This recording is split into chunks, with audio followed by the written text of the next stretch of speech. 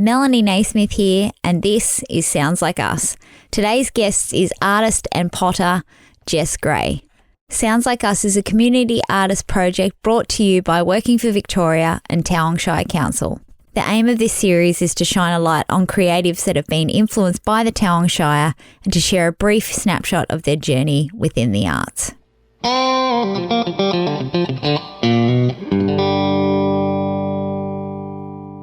Jess Gray, who lives in Talgano, we've got you on Sounds Like Us because, well, I know that you've been part of a lot of different projects. What I know about you is your passion for the area and your ceramic classes that you're doing, but you're also a bit of an artist. Can you just tell me a little bit what made you come to the area and maybe a little bit about your journey to start with?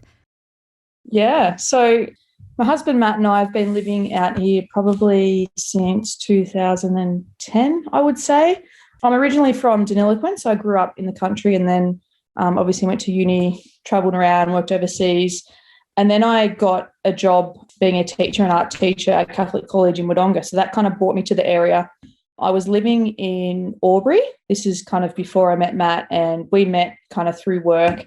And then we started going out and we decided we wanted to buy a place together. And I had never been out this way. I'd never even been over the Bethanga Bridge, never knew any of this area existed. And, we kind of drove out here and drove up and we're just like, wow, this is such a unique little spot. We fell in love with it straight away and then we just decided to buy it. We'd only been dating, I think, a few months actually. So it was all kind of this crazy thing, but I think we just both knew this was something we had to get because it was pretty amazing and wouldn't come up again. And and then we got married out here. So we actually got married. We had the ceremony at the little church in Bethanga. Oh. I just wanted a little country wedding and we originally were going to go to the Talgano church, but it was just too small. So, a really hot 42-degree day, 5th of January, crazy weather. We were married there and then we had our reception at the Talgano Hall. So that, I think, was our first introduction to the amazing community out here because as soon as we arrived at the reception, I remember my mother-in-law coming up and saying, now don't freak out, but the power's gone out. So this is after the air conditioner wasn't working in the church and there was a massive thunderstorm as we were saying our vows and we were driving along, it started raining. It was just crazy weather. And we get there and I thought finally it'll be okay because I knew there's air conditioning in the hall. And then, I think the power was overloaded by all the stuff we had for the catering, etc. So, but all the local people come together, some of the neighbours, and they, I didn't know at the time, but they contacted George Stoll, local Bethanga electrician. He came, got the power on, and it was just, and then it kind of went from there, and it was amazing little wedding. So, and then we've obviously had two boys that we've raised out here, and we just absolutely love it. It's just amazing. The community itself is just absolutely amazing. So you're a big part of the Peninsula seasonal markets and I've seen a lot of your artwork there. Where does your passion lie? You teach ceramic classes now, like pottery. What sort of is your lane, you would say, that, and is it inspired by your surroundings where you live now? Yeah, so my background's actually graphic design. I did a graphic design degree at uni first, and then I went back and did my teaching degree and I trained to teach art and technology, which includes fabrics, food, etc. I've just always been really creative. I've always loved art since high school myself. And then I've always wanted to kind of teach a bit, but I didn't want to go straight into that after school, so I kind of veered around. And then I just like to dabble in different things. After I had my boys, I actually was making baby clothes and selling them online using natural linen fabrics. And I used to, obviously I was inspired by being around here because I would go and take photos of them out in the paddock and the hills, and it was just kind of worked really well for that. And then as they got older, I went back to work teaching. So, I teach art, I teach ceramics, visual communication design, which is just a range of design. I teach textiles as well. Textiles are something that I've kind of a bit self-taught. My nana taught me as I was growing up. She was really into sewing. And then I've just got a real passion for it. So it's kind of all just accumulated together. And then the ceramics part of it, really, I think just because at work I started teaching it and we had a lot of resources there and I just really got into it. But my neighbour Lee, Casey up the road, she actually is an artist herself as well. And it was just one of those amazing coincidences when I moved up Wisers Creek, I met all these local women who are really creative and into art as well. So she started kind of just by having a few ceramic workshops at her house, getting, local people come along. And then eventually she set up a little studio up there. So we've got our own kiln, our own little setup, and it's really casual. People just go up and, anyone can come along and do some clay and just have a bit of fun. So kind of from there, I just got really into the ceramics, and I've since bought my own pottery wheel and been playing with that. And just, I think because I started making so many things because I love it, I decided I would just start selling some of the stuff. So I've just got a little Etsy shop where I sell the ceramic stuff. I also sell some digital print. So because of my design background, I design just on Illustrator like little artworks that I then print, and I've recently got some printed onto fabric. So then I've been making up bags and cushions and things as well that I sell at the Peninsula markets, but as well on Etsy. So it's kind of just a range of crazy things coming together. What I'd like to know from you just is where are you heading towards? Are you going to head towards doing more classes with your pottery? I know that you've done some recently. I saw some classes that you'd done at Hotel Grania, which seemed like a really nice little collaboration. You seem to be very, very community focused, which I love about you. So how did that go?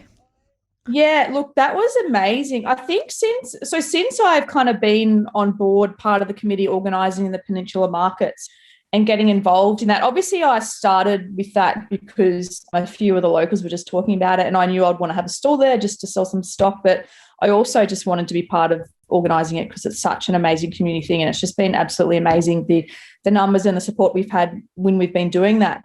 From that, I had a lot of people who come along and said, oh, I'd love to have a go at pottery. I'd love to be able to do it. And the thing with pottery is it's really hard to just do for anyone to come and have a go because you need to have a kiln or access to a kiln. So then I decided, well, I should, it might be nice just to run a few little workshops just for beginners, for people who just want to come and have a day out, get away from the kids and just have a girls' day out. So I think one night I was up at the pub having a drink, talking to Bridget, and just had this great idea that, said, oh, yeah, I'll be able to run workshops up here because she's really creative herself. She's also got a design background, and she's really been talking about hosting a lot of artist workshops. So I kind of said that, then I thought, oh, God, what have I got myself into? But, it was probably a month ago now, and it went really well. We just had a group of ladies come along, and Bridget supplied an amazing lunch, drinks, and I just bought all the clay and all the tools, and it was just absolutely amazing. So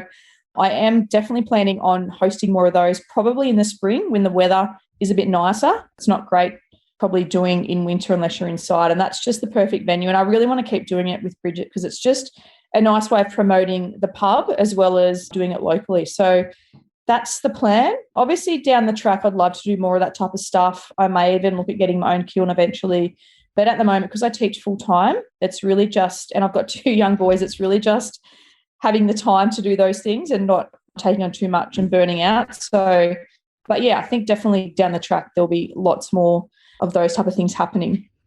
Can you describe what the Peninsula Seasonal Markets is all about, like the concept behind it? Yes. So it really all started just with a few local people from Bethania and Talgano talking about all the creative people we have around. And there's a group of young girls, so the Pearson girls, the Lewis girls, and then the Chloe McPherson, who put together this little business, the Jewelry Box, and they started making jewelry. And then we just kind of were discussing the idea of, wouldn't it be great to have a local market that showcases just the local, goods and produce from the Peninsula region, which is pretty much the Bellbridge, Bethania, Grania, Talgano region. So we just had a meeting one evening at the Bethania pub with just whoever wanted to come along, whoever was interested, and then it really just went from there. So it was just a few of us getting together and organising, and then we just put out to stallholders. So to be a stallholder, you have to live or have a direct connection to the area. So we are including like some people from like the Kiwa, Talangata area, just, people local to this side, not really Albury Wodonga. And the stuff that you sell has to be either handmade or hand produced. We have a lot of people selling like homegrown veggies, like we've got Tannenbrun Farm. They grow their own veggies, flowers they sell. And I think at the moment they've actually just set up a little shop front selling other things as well. So Yeah, so that was kind of the idea behind it, just to showcase our area and I suppose get people interested in coming out this way, because I think a lot of people usually go more the other way, the Yuckin down to Beechworth way, but there's so much stuff out here now, and it's just more happening, like especially with the Grenier pub now, with Bridge and Gary getting that up and running with meals. So it's really just showcasing, our amazing region. Thank you so much for being on our Sounds Like Us project.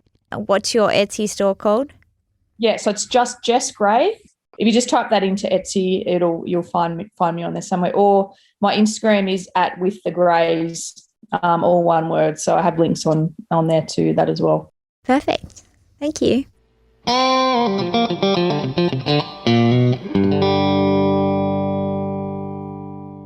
Today's episode of Sounds Like Us was hosted by Melanie Naismith and produced by Joshua Liston. Sounds Like Us was made possible by Working for Victoria and Tauranga Shire Council. For more information on Sounds Like Us and to hear more episodes from local creatives, go to tauranga.vic.gov.au.